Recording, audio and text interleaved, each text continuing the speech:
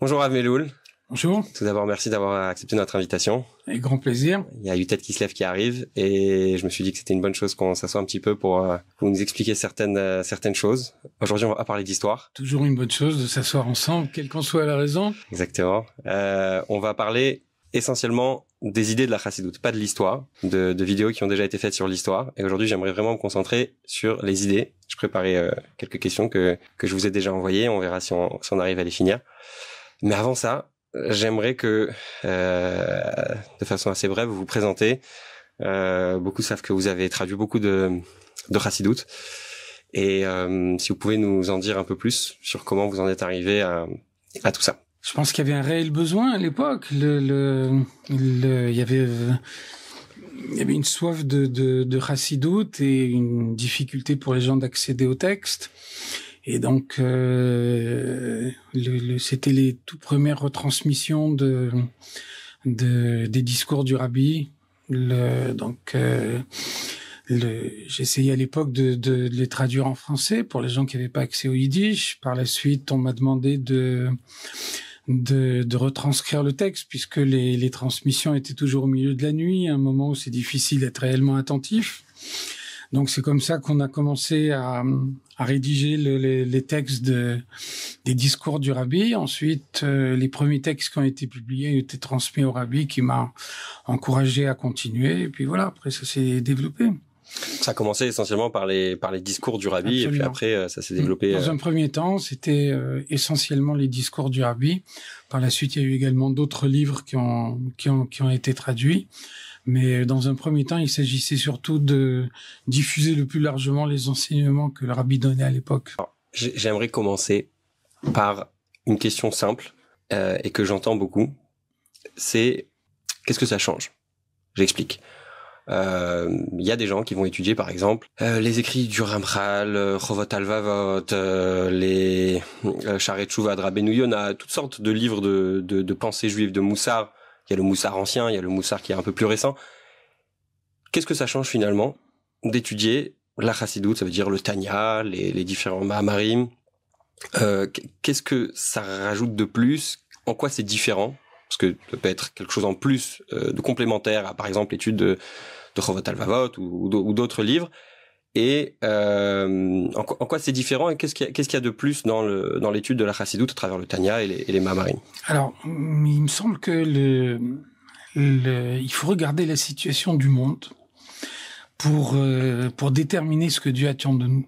On voit que l'évolution du monde est le reflet de l'évolution de notre service de Dieu. Par exemple, le rabbi a expliqué une fois que traditionnellement, il n'y avait pas d'école pour les filles, parce que les filles étaient éduquées à la maison. Et puis le rabbi a dit, un moment est venu où les murs du ghetto sont tombés, où les filles se sont trouvées exposées à des influences extérieures autant que les garçons. Et donc, comme il était important d'avoir des écoles pour les garçons, il était tout aussi important d'avoir des écoles pour les filles pour pouvoir leur donner le bagage moral qui leur permet de résister aux influences extérieures et de pouvoir conserver leur identité juive. On voit que de nos jours, plus personne ne remettra en cause l'existence d'une école pour les filles. Alors, de la même façon, on voit que l'exposition aux influences extérieures est beaucoup plus prégnante à notre époque qu'au préalable. Et donc, la chassidoute, et en particulier telle qu'elle a été développée par le rabbi dans notre génération, est une réponse qui est calculée pour les interrogations que les Juifs peuvent avoir dans notre génération à nous. Et donc, effectivement, on peut toujours faire référence aux autres textes qui sont d'une importance fondamentale. Mais on vit dans un contexte où il est normal de s'interroger. On voit comment les gens se posent beaucoup plus de questions qu'avant. Et bien souvent, on n'imagine pas, on ne prend pas conscience à quel point la connaissance de la Torah a pris une énorme diffusion à notre époque. Au préalable, la quantité d'entre guillemets ignorants dans le peuple juif était énorme. Nombre de gens qui avaient une foi sincère, qui venaient à la synagogue, qui priaient de tout leur cœur, mais qui étaient strictement incapables de comprendre le moindre texte. De nos jours, tout est très largement diffusé. Et donc, à une époque de grande diffusion, on a besoin d'adapter le message aux difficultés spécifiques à notre époque et aux moyens d'y répondre. Et la chassidoute, c'est précisément cette réponse. Est-ce que vous pouvez me donner un exemple où la chassidoute va avoir une réponse qu'on retrouvera pas forcément dans des textes qui ont été diffusés avant la chassidoute, avant le message du Baal Shem Tov? On va prendre un exemple très simple. Le Shulchan Aruch nous dit que sur une mezouza, on écrit Shin Dalet Yud parce que c'est les initiales de Shomer Daltot Israël. Il protège les portes d'Israël. On n'a jamais vu dans l'histoire du peuple juif qu'aucun dirigeant de notre peuple conseille à quelqu'un qui a eu un problème chez lui à la maison d'aller faire vérifier sa mezouza. Pourtant, le texte du Shulchan Aruch est connu, établi. Ça veut dire que les textes traditionnels sont là, nous donnent tous les éléments nécessaires, et malgré tout, le moment sans doute n'était pas venu de pouvoir donner une application concrète à ces textes. Et on voit que le rabbi est arrivé à nous faire acquérir cette réaction immédiate dès l'instant où un problème se pose, dès l'instant où la sécurité de la maison a été remise en cause, immédiatement, il faut vérifier la mezouza. Et donc, vous voyez comment de quelle manière on peut prendre un enseignement de la Torah et en faire non seulement une valeur morale, mais aussi une règle de conduite. En quoi c'est lié avec l'enseignement même de la chassidoute? Ça veut dire ce que j'aimerais comprendre, c'est que vous me disiez, par exemple, il y a dans tel et tel chapitre de Tanya tel et tel enseignement, et voilà comment ça s'applique de façon concrète, et c'est quelque chose que la chassidoute est venue mettre en valeur, parce que ce que j'entends un petit peu, c'est ce qu'on entend souvent par rapport au Baal Shem Tov. Le Baal Shem Tov n'a rien inventé finalement. Il a juste mis des choses en valeur, l'importance de la joie, l'importance de la prière, etc. Mais la façon dont ça se présente dans la Chassidut Rabbah elle-même, est-ce que vous avez un exemple d'un enseignement phare qui ferait vraiment la différence quand on a la Chassidut et sans Chassidut? Alors, d'abord, premièrement, un des grands principes du Tanya, si on fait référence au Tanya, c'est Moar Shalit al-Alev. L'intellect peut diriger les sentiments et donc de cette façon-là, diriger toute la personnalité. Ça veut dire que la conception qu'on peut avoir de sa vie est différente de la manière dont on observe les choses. Vous connaissez l'exemple que le rabbi cite. Imaginez quelqu'un qui a jamais entendu parler de sa vie de chirurgie, qui rentre dans un bloc opératoire. Le fait de pas savoir ce qu'est la chirurgie fera que sa réaction immédiate sera de penser qu'il est en présence d'assassins. Et donc, ça veut dire que expliquer ce qu'est la chirurgie, c'est modifier la manière de voir les choses. Vous voyez que avec 3 phrases d'explication, on peut faire en sorte que celui qui au préalable voyait un assassin voit maintenant un bienfaiteur de l'humanité. Et c'est ça la chassidoute. La chassidoute, l'idée introduite par la chassidoute, c'est rechercher une application concrète, systématique à tous les enseignements de la Torah. On sait que Torah, c'est Hora'a, c'est un enseignement. Un enseignement, c'est ce qui s'applique concrètement. On peut finalement appliquer les choses concrètement et puis être totalement étranger à la profondeur de chaque chose. Et donc la chassidoute, c'est dévoiler la dimension profonde qui permet de transformer l'action concrète et de faire qu'on soit plus proche de Dieu. Bon, alors si c'est tellement important, pourquoi est-ce que la chassidoute n'a pas été donnée plus tôt? Sans doute parce que la Gemara n'a pas été donnée à l'époque de la Mishnah, ou la Mishnah n'a pas été donnée à l'époque du Tanakh. Ça veut dire que on a chaque génération se définit par rapport à sa spiritualité, par rapport à sa capacité d'élévation morale. Donc vraisemblablement, il a été une époque où on pouvait se passer de la chassidoute parce que les gens possédaient de manière naturelle une élévation morale qui leur permettait de servir Dieu d'une manière intense et profonde sans avoir recours à la chassidoute. De nos jours, c'est plus possible. De la même façon que après que la Gemara ait été enseignée, plus personne ne peut se permettre de dire je me contente de la Mishnah et je renonce à la Gemara. Alors de la même façon, la chassidoute c'est une partie de la Torah et puis à partir du moment où la chassidoute a été développée, elle devient partie intégrante des enseignements qu'un homme doit intégrer. Et puis plus profondément, on peut dire que c'est le plan divin.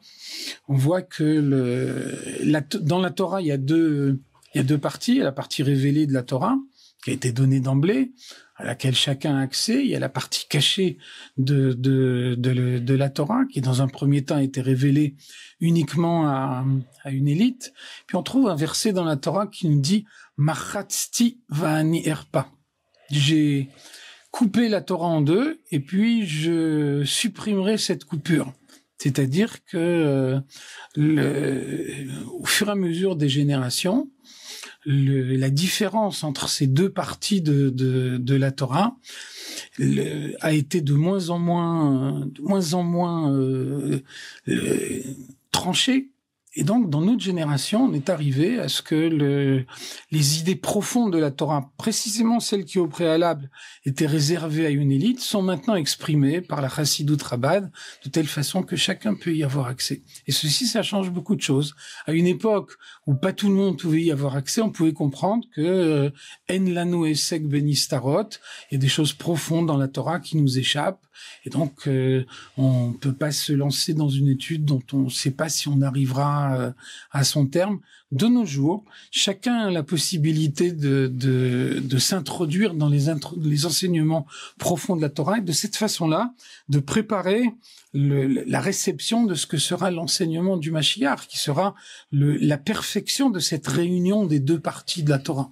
Donc, il y a la nécessité de répondre aux défis de la génération et en même temps, comme dans toute chose, une dimension beaucoup plus profonde qui nous échappe, que la Torah nous révèle et que donc de cette façon-là, on s'inscrit dans le projet divin qui nous conduira à l'aboutissement de la venue du Mashiach, qui sera également un aboutissement de la compréhension et du comportement en fonction de cette compréhension. Alors, vous dites que c'est une chose qui est aujourd'hui accessible à chacun, que même des gens qui finalement ont une connaissance assez basique des enseignements de la Torah peuvent ouvrir un livre de Chassidoute et s'y plonger et trouver un message qui va avoir un impact finalement sur leur vie. Alors, ça m'arrivait souvent que j'ai des gens qui viennent me voir après avoir entendu que la chassidoute c'est important, il faut étudier, chacun peut le faire, etc. Et puis on est venu me voir, on m'a dit écoute Yair, j'ai essayé d'ouvrir un livre, un Tanya traduit ou leçon sur le Tanya ou votre traduction du Tanya ou même d'autres livres, et il faut dire qu'ils ont eu beaucoup de mal. Et les gens s'attachent généralement plus à ce qu'on va appeler, parce que là c'est peut-être Kislev qui arrive, on se souhaite les Shana Tova, Limud HaChassidut ou Darka HaChassidut, l'étude de la Chassidut, et puis il y a les chemins de la Chassidut. La question que j'ai envie de poser, c'est qu'est-ce que quelqu'un qui a des connaissances simples peut étudier comme livre et qui puisse comprendre. On sait que par exemple le rabbi précédent a écrit des livres plus adaptés, je crois le livre des Mamarim en yiddish, pour que ce soit accessible à tous. Et quelque part, la deuxième question, c'est quelle est la place de l'étude et quelle est la place, est-ce qu'il y a peut-être des gens qui ne sont censés adhérer qu'à une certaine partie, quand on avait discuté avant d'enregistrer, vous m'avez dit les gens s'attachent souvent au folklore et c'est le moins intéressant. Est-ce que vous pouvez donner un peu plus de détails sur en quoi c'est accessible pour chacun? Qu'est-ce qu'une personne qui a presque pas de connaissances peut étudier concrètement et on va dire seule, bien sûr aller peut-être à des cours, mais Et deuxièmement, quelle place pour ce que vous avez vous-même appelé le folklore et l'étude elle-même? Comment on arrive à trouver la balance entre les deux? Écoutez, moi je crois à la vertu de l'étude. Moi je pense que l'étude est accessible à tous. Et je crois que chacun peut trouver dans la connaissance quelque chose qui le modifie profondément. Et je pense que je l'ai vu tout au long de mon existence. J'ai vu des gens qui n'étaient pas nécessairement ce qu'on peut appeler des génies, et qui malgré tout sont arrivés à acquérir certaines connaissances et à modifier leur existence en fonction de leurs connaissances. En tout état de cause, je pense que on ne peut changer profondément que parce qu'on comprend. On voit que au moment du passage de la mer Rouge, on nous dit Ra'ata shifra layam mashelora anvim benvoatam. Une petite servante au moment du passage de la mer Rouge a eu une révélation de Dieu qui l'a hissé vers un niveau plus haut que celui des grands prophètes des générations suivantes. Et pourtant, cette petite servante, elle est restée anonyme. La Torah nous donne même pas son nom. Et on nous dit pas qu'elle a changé son comportement. C'est-à-dire que, je veux pas dire que le passage de la mer Rouge était folklorique, mais il n'y a pas d'autre moyen de modifier son comportement que d'introduire les choses profondément en soi. Les prophètes, peut-être, ont eu un dévoilement moins grand que celui de cette servante, mais ils l'ont intériorisé. Et donc, ils sont devenus des grands prophètes dont les livres font partie du Tanakh. Moi, je pense que n'importe qui peut accéder à l'étude. Chacun peut être touché par une idée de la Torah et modifier complètement son comportement en fonction de ce que la Torah explique. Il y a une belle explication du Rabbi. Le Rabbi nous dit, c'est écrit dans la Torah, dans la Gemara, on dit le chash berosho ya'asok batorah, chash beraglo ya'asok batorah. Si quelqu'un a mal à la tête, quelqu'un a la migraine, il doit étudier la Torah. Si quelqu'un a mal aux pieds, il doit étudier la Torah. Donc, le sens simple de la Gemara, c'est que quelqu'un souffre, et donc il se concentre sur une autre activité que cette souffrance, et donc le fait d'être concentré sur autre chose, ça réduit sa souffrance. Le Rabbi nous donne une explication beaucoup plus profonde de cette Gemara.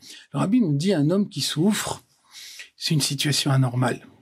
Un juif n'est pas fait pour souffrir. Il n'y a aucune raison qu'il souffre. Et donc, la souffrance, ça peut être un moyen auquel Dieu a recours, à défaut de tout autre moyen, pour pouvoir lui faire passer un message. Et donc, un homme a faim. C'est un message. Il doit aller manger. Dans l'aliment qui se trouve dans son assiette, il y a une parcelle de divinité qui attend son élévation, et c'est précisément maintenant qu'il peut l'élever. Alors, de la même façon, quelqu'un a mal à la tête. Alors, il y a Asok Batorah. Il doit prendre un livre et Dieu le guidera vers le livre qui convient. Et à ce moment-là, il trouvera dans ce livre l'enseignement que Dieu lui donne pour lui, précisément. Et donc, quand on aborde l'étude de cette façon-là, en disant Dieu me parle, alors on étudie les choses d'une manière complètement différente. Imaginez quelqu'un qui trouve une lettre dans sa boîte aux lettres. Quelqu'un m'a écrit. Quelqu'un a pris la peine de m'écrire. Je veux savoir ce qu'il m'a dit. Donc j'ouvre la lettre et je dois avoir un minimum de concentration dans la lecture de cette lettre pour savoir cette personne qui m'a écrit, qu'est-ce qu'elle a voulu me dire.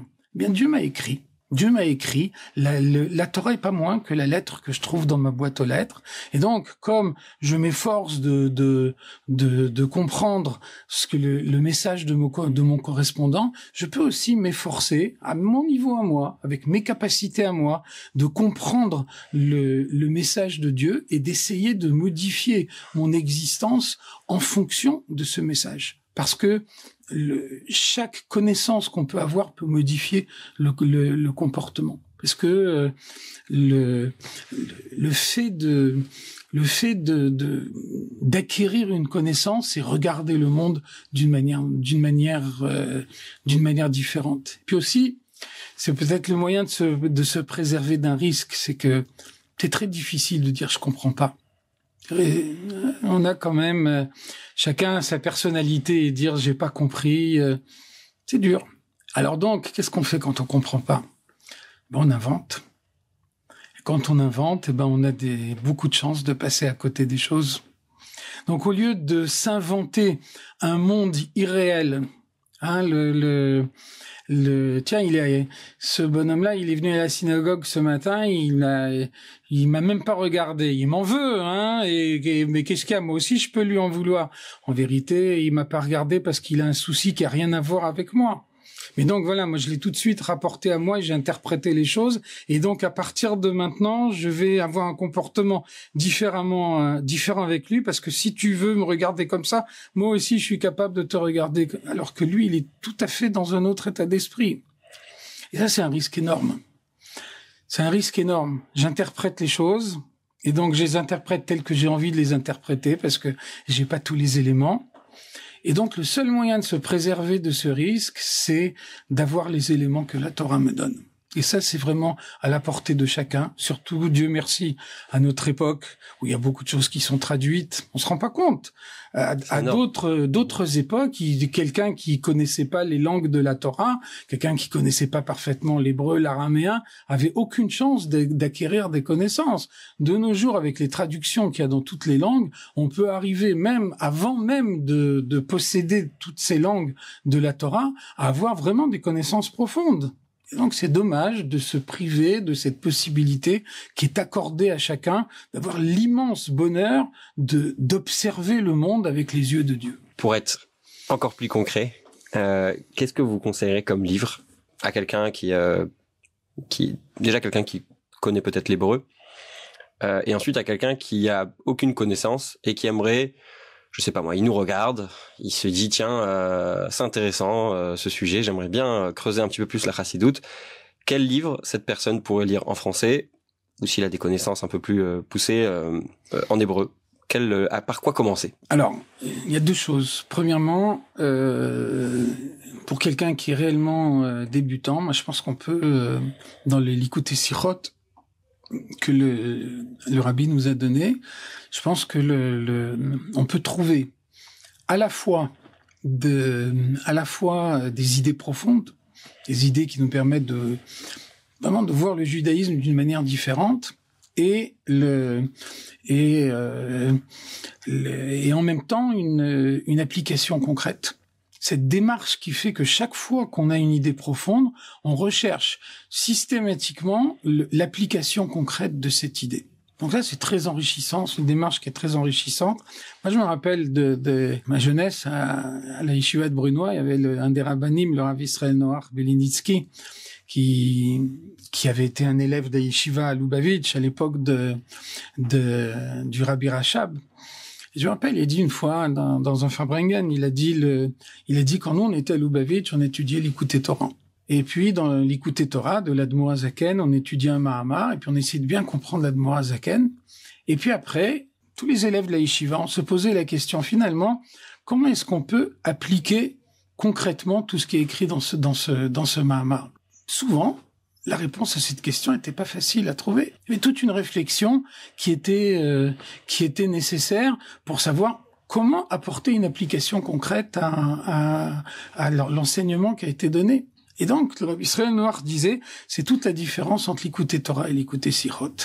C'est que dans une sikha du Rabbi, à la fin de la sikha, le Rabbi dit, l'application concrète de tout ce qui vient d'être dit, c'est ça. Finalement, dans notre génération, le Rabbi est à la fois un Rabbi, un mashpia, quelqu'un qui guide spirituellement. Ça veut dire que, compte tenu des limites de la génération, sans doute, le Rabbi nous donne tout. Donc, dans l'Likutei Sichot, il y a non seulement une connaissance, mais aussi une démarche, une façon d'observer la vie. Ça, c'est un premier point. Le second point également, c'est que je me permets d'ajouter que vous avez sorti là dernièrement. Enfin, j'ai votre fils Mickey qui m'a envoyé j'ai reçu un message hier. Il y a des nouveaux volumes qui sont sortis. On mettra sûrement le moyen de les obtenir. Et je vous laisse poursuivre. Je voulais ajouter que la transmission de la chassidoute, c'est aussi une transmission d'une personne à une autre personne. Ça veut dire que l'étude est fondamentale, mais on a besoin aussi d'avoir un contact avec quelqu'un qui transmet la chassidoute. On peut imaginer d'étudier la Gemara tout seul. Je me rappelle avoir rencontré une fois un juif qui était sorti de Russie et qui est arrivé. C'était quelqu'un qui avait des capacités intellectuelles extrêmement développées, qui est ensuite devenu professeur de mathématiques à Harvard. Et donc il est arrivé en Russie, dans une ville où il habitait seul, avec quelques Gemarot de Steinsaltz. Il a appris les principes fondamentaux et il a étudié la totalité du Shas, la totalité de la Gemara, sans jamais avoir aucun contact avec aucun maître. Donc voilà, dans la Gemara, je pense qu'effectivement c'est possible. Peut-être ça demande des grandes qualités intellectuelles. Dans la Chassidoute, c'est strictement impossible. Parce que la Chassidoute, c'est effectivement Shimusha Shel Torah. Il y a l'étude, il y a la connaissance, il y a toutes les valeurs fondamentales de la Chassidoute. Il y a aussi le contexte de la Chassidoute. Le contexte de la Chassidoute, il se transmet par contact avec d'autres personnes. Donc les deux dimensions se complètent et sont nécessaires. Il faut étudier, et puis en même temps, il faut avoir un contact avec d'autres personnes.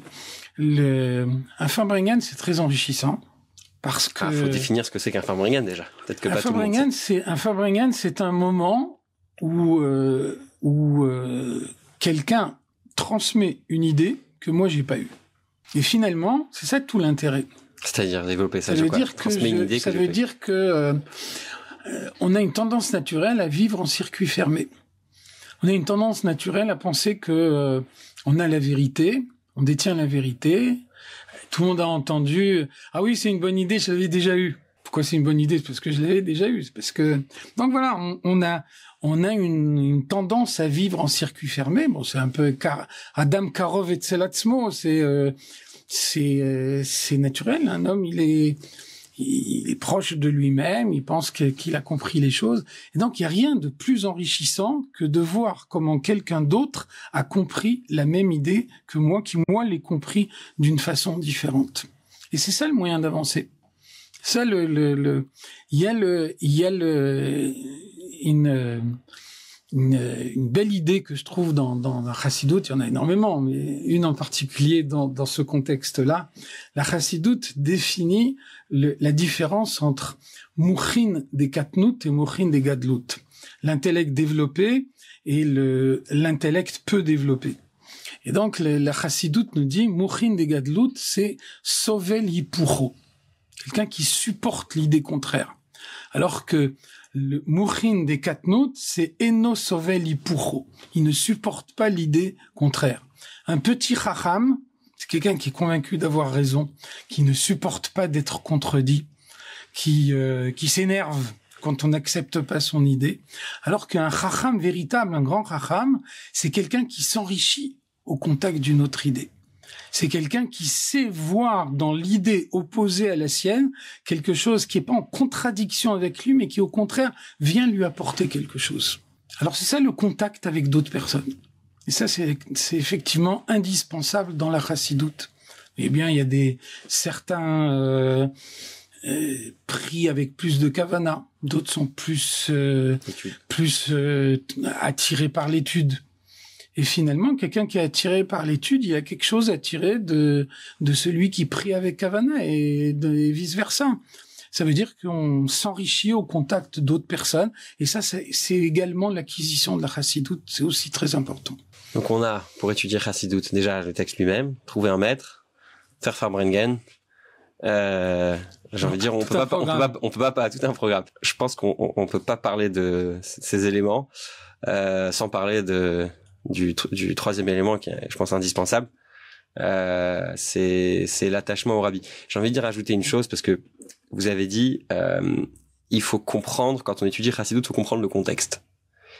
Et souvent, j'ai eu des gens qui m'ont dit, c'est marrant, à chaque fois que j'entends un cours de chassidoute, il y a forcément quelques histoires chassidiques qui vont venir se coller à l'enseignement pour illustrer et pour expliquer les notions. Comment on explique que Alors aujourd'hui, il y a des histoires de tous les tzadikim. D'accord? Mais moi, j'ai souvent parlé avec... je suis assez jeune, donc j'ai pas cette expérience, mais ça m'arrive souvent d'avoir des gens qui me disent, il y a 30 ans, 40 ans, les seules histoires qu'on avait, c'était les histoires du Baal Shem Tov. Il y a cette notion que dans la chassidoute, dans le chassidisme en général, il y a énormément d'histoires, beaucoup plus que dans les autres mouvements. Alors, bien sûr, il y a des livres d'histoire passionnantes, des biographies, j'imagine, passionnantes d'autres tzadikim, mais il y a quand même une chose qu'il faut remarquer, c'est que dans la chassidoute, c'est omniprésent, les histoires chassidiques. Pourquoi? Mais en quoi ça a à voir avec l'enseignement même de la chassidoute, le fait qu'il y ait autant d'histoires? Alors, le rabbi a répondu une fois à cette question. Et c'est vrai que, au préalable, et notamment dans la chassidoute rabbade, on mettait plus l'accent sur l'étude que sur les récits des miracles qui ont pu se passer. Donc, il y a un dicton chez les chassidim, on dit à Lubavitch, il y avait des miracles sous tous les bancs et personne ne se penchait pour les ramasser. Donc c'est vrai, au préalable, le récit,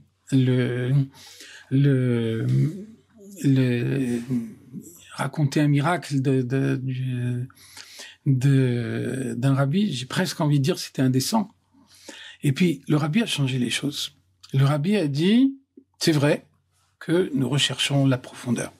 C'est vrai que nous cherchons l'investissement profond. Et c'est vrai que un récit n'est pas un investissement profond. Malgré tout, nous observons dans la pratique que raconter une histoire, ça peut émouvoir, ça peut motiver, ça peut apporter quelque chose. Et donc, nous dit le rabbi, dès l'instant où on peut apporter quelque chose à un juif par n'importe quel moyen qu'on peut le faire, alors on n'a pas le droit de renoncer à ce moyen. On vit les derniers instants de l'exil. On est convaincu que le Mashiach va arriver d'une seconde à l'autre.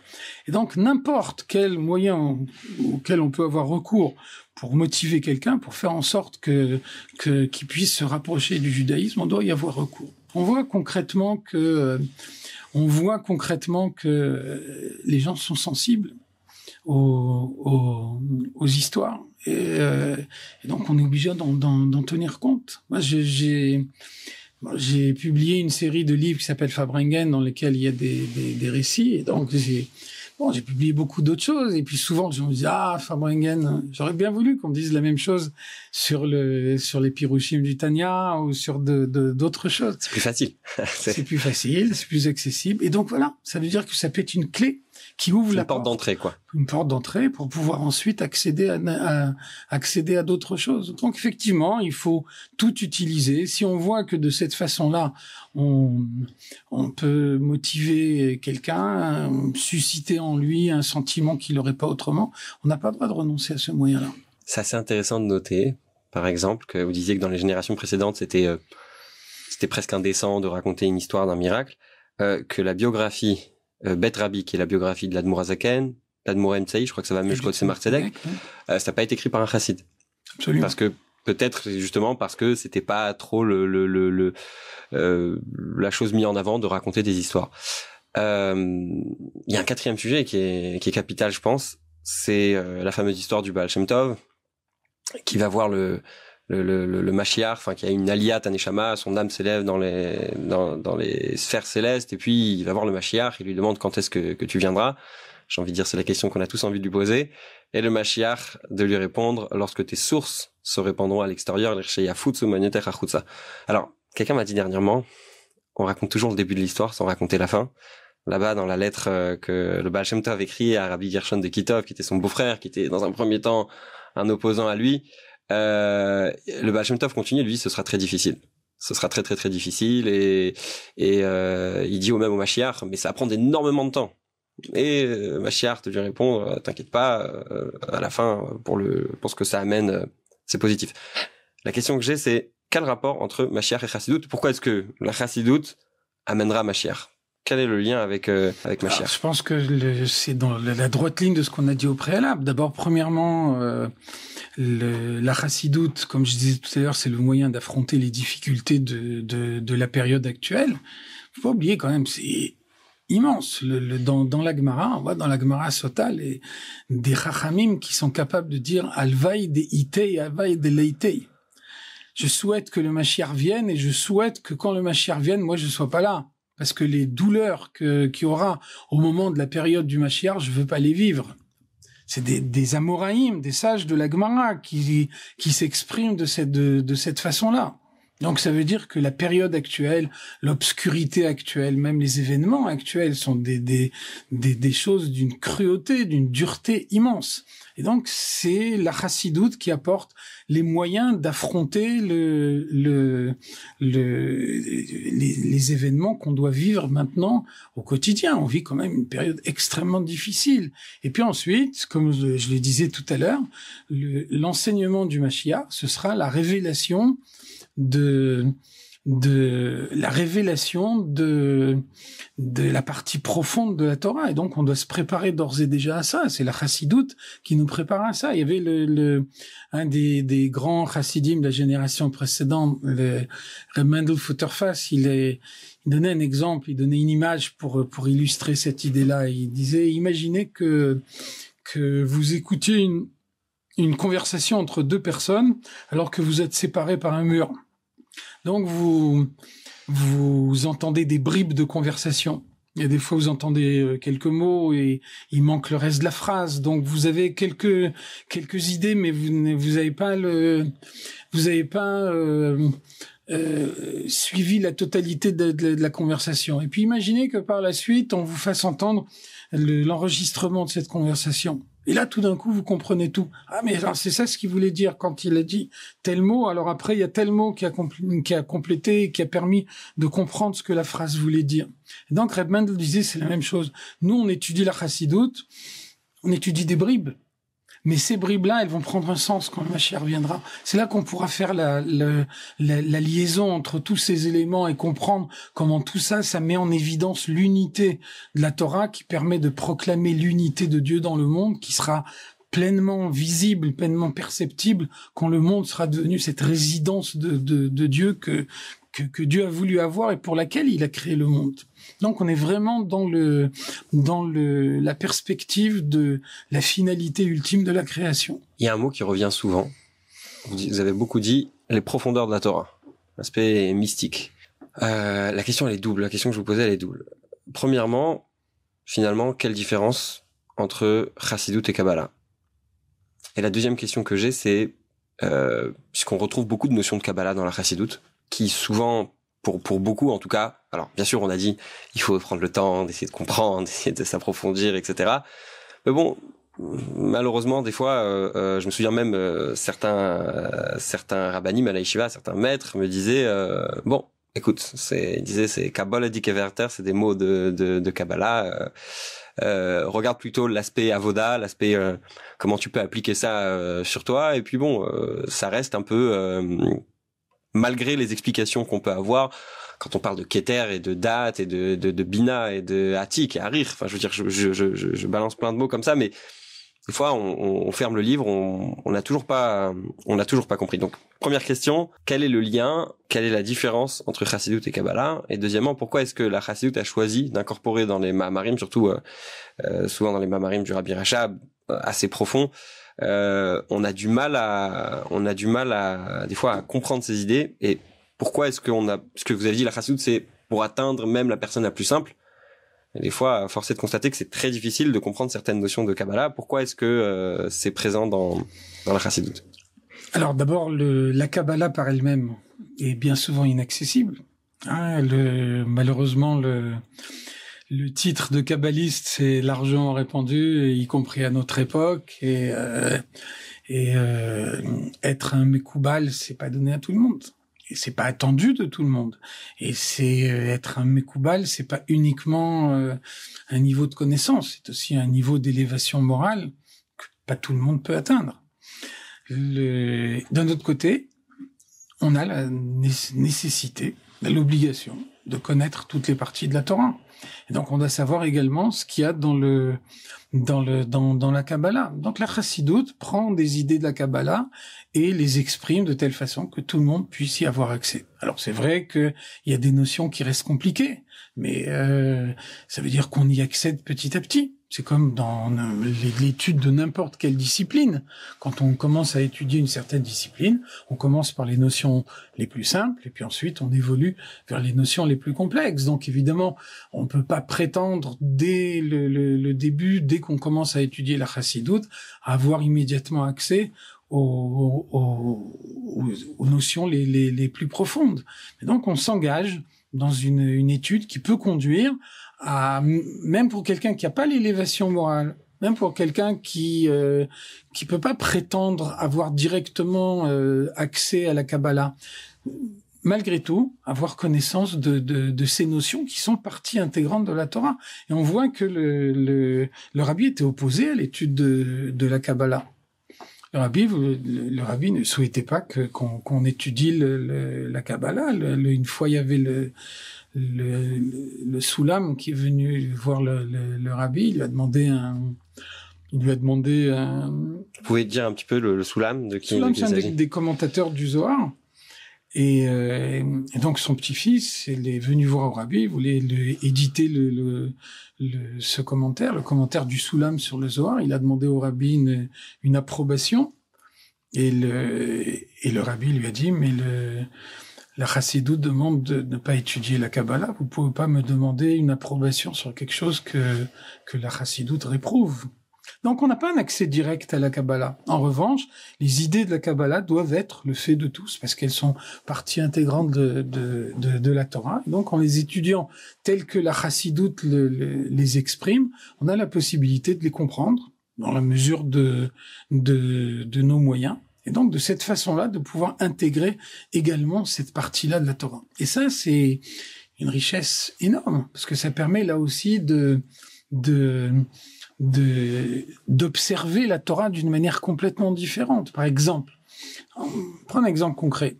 La Mishnah nous dit Shnayim ochazim betalit, deux personnes trouvent un vêtement abandonné par terre, Zéomer kula sheli, Zéomer kula sheli, chacun prétend en être l'unique propriétaire, et donc ils vont au Beddin, et Ze yishava she'en loba pachot michitzia biachaloku.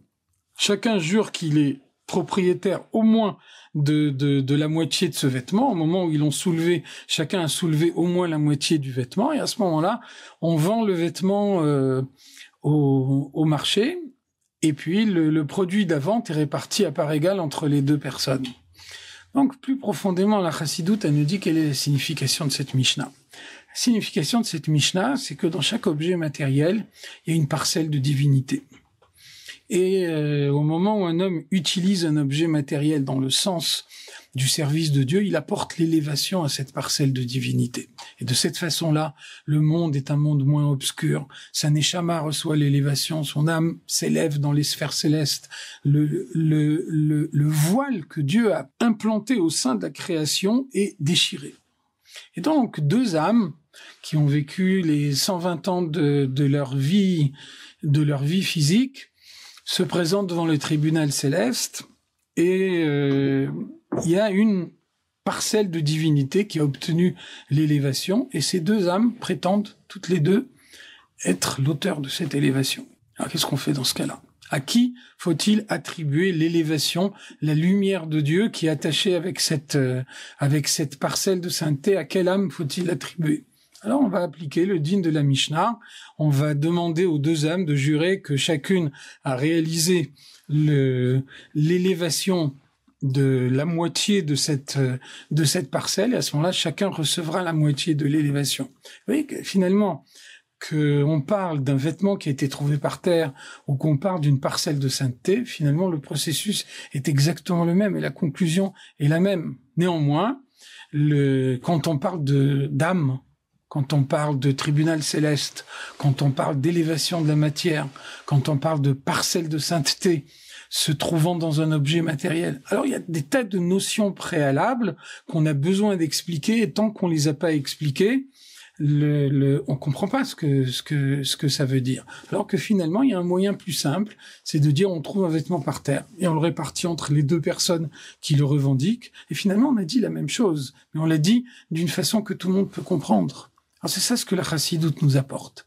C'est une expression rationnelle, accessible à tous, qui permet à chacun d'avoir accès aux données, aux notions les plus profondes de la Torah. Pour revenir sur la différence entre Chassidut et Kabbalah, quelle différence finalement entre un enseignement de Chassidut et un enseignement de Kabbalah? Quel est le but en fait finalement? Non seulement il y a une différence profonde, mais on voit que par exemple le rabbi nous dit dans Contrat Inyana Shel Torah Chassidut, le rabbi nous dit attention, il faut pas croire que la Chassidut c'est la Kabbalah.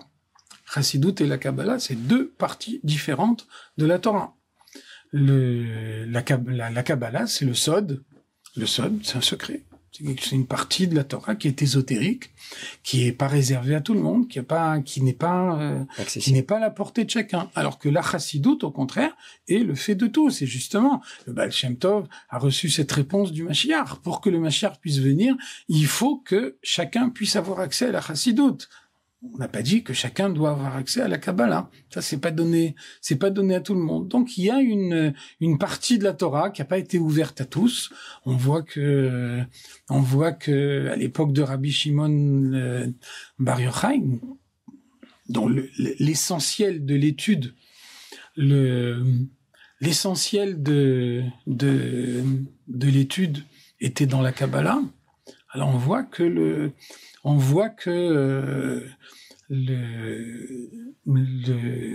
ses contemporains, y compris parmi les sages, la Gemara nous dit « Lo yardou les sovdaato ».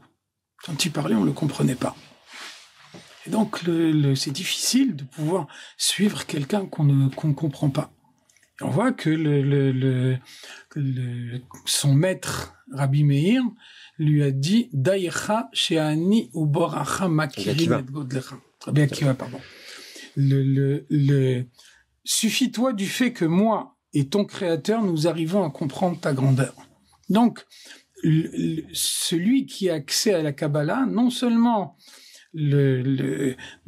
possède une élévation particulière, mais une élévation même qui le place en retrait par rapport aux autres hommes.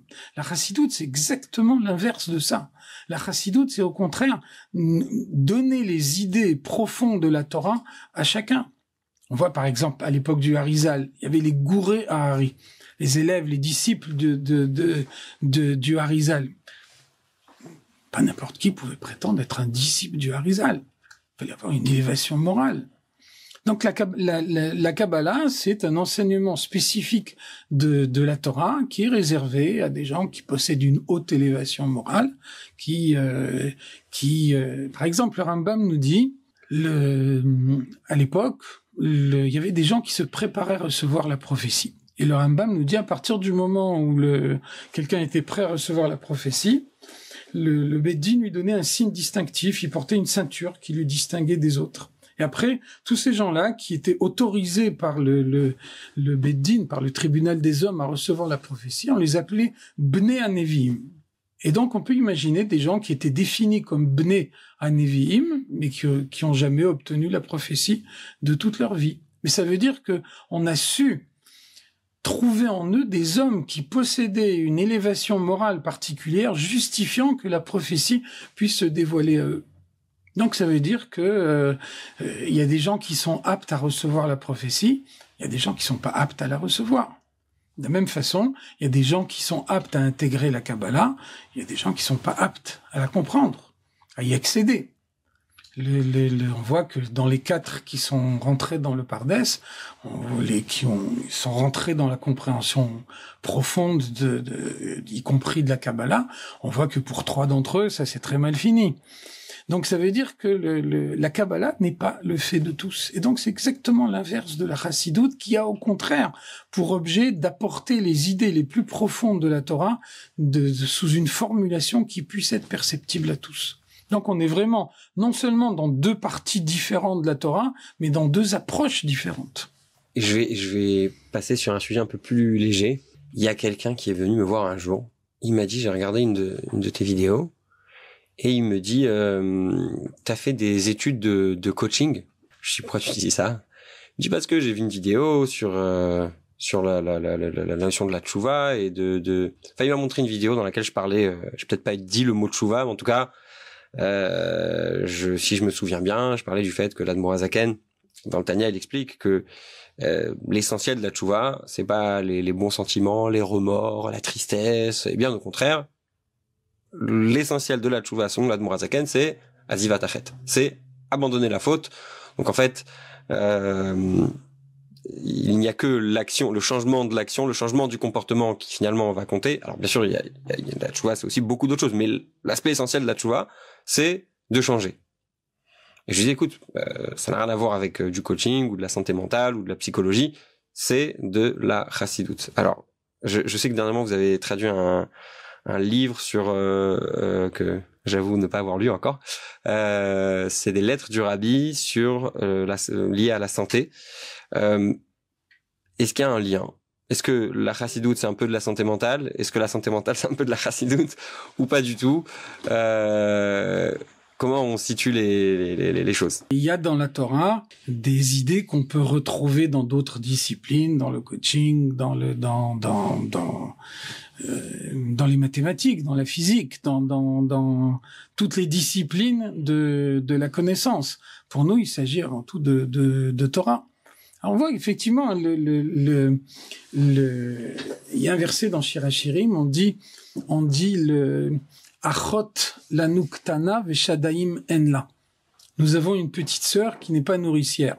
Ça veut dire que d'un côté, les sciences du monde ont un statut de petite sœur par rapport à la Torah. Étudier les sciences, c'est réellement acquérir la connaissance. Seulement, la différence profonde, c'est que shadaim enla. La connaissance des sciences du monde n'est pas une connaissance nourricière. Alors que la connaissance de la Torah, c'est une connaissance appliquée. C'est une connaissance qui a systématiquement une application concrète. Un exemple, la Gemara Souka se pose la question, si j'ai une souka ronde, est-ce que je peux appliquer mettre en pratique la mitzvah avec une souka ronde? Et donc la Gemara nous dit, il faut que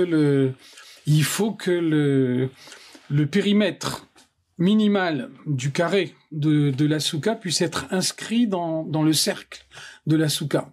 Et donc la Gemara nous dit, mais comment on fait pour inscrire un carré dans un cercle? Et donc la Gemara nous dit, il faut que la diagonale du carré soit égale au diamètre du cercle. Et donc on voit tout un calcul du chiffre pi. Donc finalement, il y a des calculs mathématiques. Vous voyez quand la démarche est complètement différente. Quelqu'un qui fait des mathématiques se préoccupe uniquement d'acquérir des connaissances.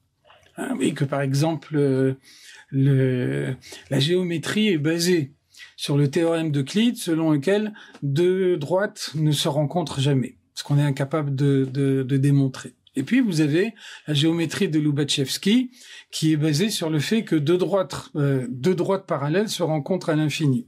Alors, vous voyez que quand on raisonne intellectuellement et que on n'est pas préoccupé de trouver une application concrète au raisonnement, à ce moment-là, on peut tout imaginer.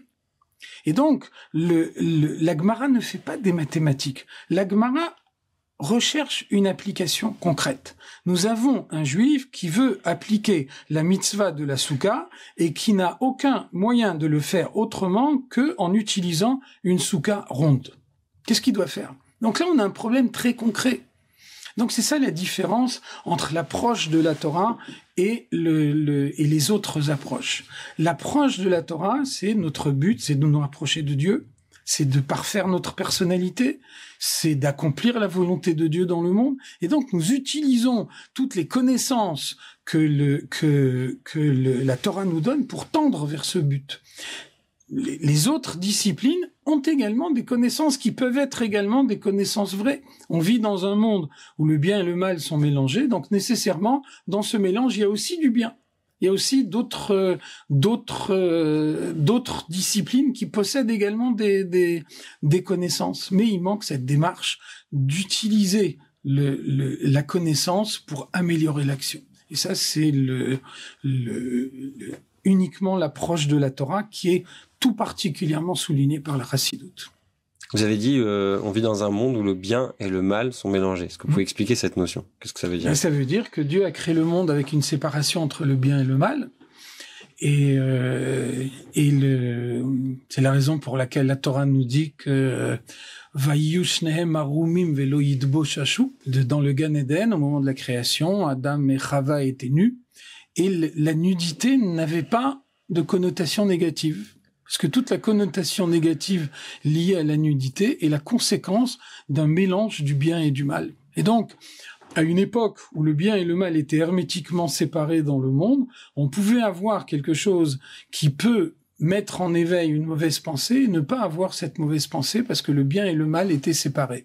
Ensuite, l'effet de la faute de Adam et Chava a été de mélanger le bien et le mal dans le monde. Et donc, depuis la faute d'Adam et Chava, il n'y a plus dans le monde, en dehors de la Torah, il n'y a plus de bien absolu, il n'y a plus de mal absolu. Dans chaque mal, il y a un peu de bien, et dans chaque bien, il y a un peu de mal. Et entre parenthèses, il y a une belle explication du Rabbi. Le Rabbi nous dit qu'est-ce qui s'est passé juste après la faute. C'est que Adam et Chava sont renvoyés du Gan Eden. Pen yishlach yado be'etz hachayim vechai leolam. De peur que ils vont manger également le etz hachayim, l'arbre de la vie, et à ce moment-là, ils auront la vie éternelle. Pourquoi ça aurait été si dramatique qu'ils aient la vie éternelle? Et c'est parce que comme ils venaient de mélanger le bien et le mal, s'ils avaient eu la vie éternelle, le mélange entre le bien et le mal dans le monde aurait été également éternel. Et donc, c'est pour ça qu'il fallait les chasser du Gan Eden avant qu'ils mangent le fruit du Etz Chaim. Et donc, le monde a été introduit de cette façon-là dans une phase de tikkun. La réparation, c'est précisément séparer le bien du mal après qu'ils aient été mélangés. Et c'est uniquement après que cette séparation aura été rétablie qu'on pourra avoir la vie éternelle. Alors que tant que cette séparation n'est pas faite, la vie éternelle est un danger. Parce qu'elle pérennise le mal. J'aimerais revenir sur quelque chose. Tout à l'heure, on a un petit peu touché la notion de l'attachement au Rabbi qui est finalement indispensable à l'étude de la Chassidoute.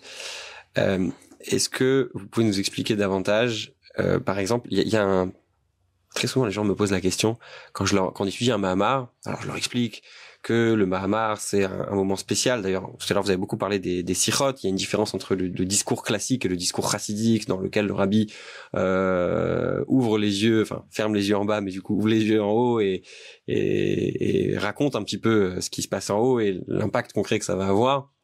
Et puis, je leur explique par exemple, vous connaissez sûrement cette histoire du docteur qui surveillait le rythme cardiaque du Rabbi et qu'à un moment donné, la machine se met à faire un trait. Le docteur descend dans la synagogue et voit le Rabbi en train de dire un Mahamar et cliniquement, il était pas là, quoi. Et les gens me posent toujours la question, il y a que les rabbis de Lubavitch qui disent des discours chassidiques. Est-ce que vous pouvez nous expliquer un petit peu, c'est quoi un Mahamar?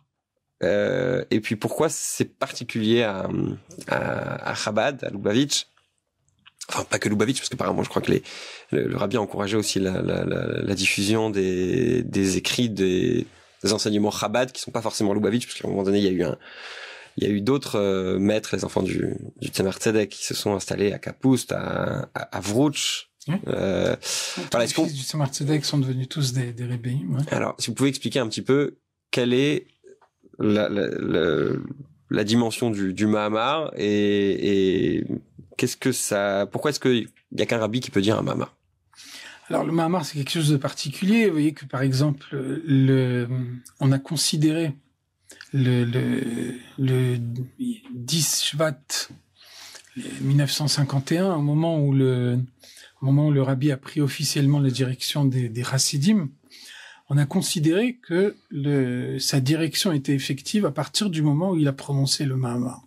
Donc effectivement, les Chassidim considèrent que le Mahamar c'est un dévoilement de Dieu dans le monde Et évidemment, c'est parce que c'est lié au fait que nous considérons, et c'est une croyance légitime de la part des disciples envers leur maître, nous considérons que tous les rébéim de Chabad ont été les chefs de leur génération. On voit bien dans la Gemara comment les disciples d'un maître honoraient leur maître et considéraient que tout devait passer par lui. On voit bien comment même lorsque leur maître avait un avis qui n'était pas partagé par les autres maîtres, ses disciples s'employaient à appliquer précisément l'avis de leur maître. Donc je pense que à partir du moment où nous sommes des Chassidim Chabad, il est légitime que nous considérions que le chef de la génération, c'est le maître de Chabad. Je pense pas qu'on puisse nous en tenir grief. Et donc, effectivement, on voit bien, la Torah nous dit, Vayaminu B'Hashem ou Moshe Avdo. La croyance en Dieu est pas suffisante. On a besoin également de croire en Moshe, son serviteur. Après, on voit comment les Tikkunei Zohar nous disent Itpashtuta des Moshe bechol dara vedara. Dans chaque génération, il y a un équivalent, une extension de Moshe Rabbeinu. Donc, effectivement, on voit que quand Moshe Rabbeinu lui-même définit son rôle dans la Torah, il nous dit le Anochi Omed ben Hashem ou venechem leagid lachem et dvar Hashem. Je me tiens entre Dieu et vous pour vous transmettre la parole de Dieu. Et Rashi donne une explication fondamentale en un seul mot. Rashi nous dit les hagid, les hamshich. Qu'est-ce que ça veut dire? Vous transmettre la parole de Dieu, ça veut dire l'introduire en vous. Ça, c'est le rôle du tzaddik. C'est le rôle du chef de la génération, c'est de faire en sorte que l'enseignement de Dieu puisse s'introduire profondément en l'homme. On voit que, par exemple, dans les premières années après que le rabbi ait pris la direction des chassidim, le rabbi a employé une expression qui a fait couler beaucoup d'encre à l'époque. Le rabbi disait, en parlant de son beau-père, le rabbi disait, un rabbi, c'est l'essence de Dieu introduite dans un corps physique. Ça a beaucoup choqué à l'époque. Est-ce que c'est pas une vision physique de Dieu? En réalité, si on réfléchit un peu, on voit que la définition que le rabbi nous donne est une définition tout à fait conforme à nos textes. Le tzaddik, c'est celui qui est totalement soumis à Dieu, au point de ne plus avoir de personnalité propre. Donc, c'est l'essence de Dieu qui s'exprime à travers lui, parce qu'il n'existe plus. On voit ça dans la Torah. On le voit, le 5e Chumash, le livre de Dvarim, à la différence des 4 premiers, est prononcé par Moshe Rabbeinu lui-même. Donc c'est plus Vaïdaber Hashem el Moshe les morts, c'est plus Dieu qui dicte ces mots à Moshe, c'est Moshe qui parle de lui-même. Qu'est-ce qu'il dit Moshe Rabbeinu? Si vous respectez mes mitzvot, je vous donnerai la pluie au moment où vous en avez besoin. Moshe parle de Dieu et il dit je. Personne ne leur fera le reproche. Ça veut dire que Moshe n'a pas de personnalité propre, et donc lorsque Moshe s'exprime, il est profondément soumis à Dieu au point de pouvoir dire je en parlant de Dieu. Alors le rabbi, c'est l'équivalent de Moshe Rabbeinu dans notre génération.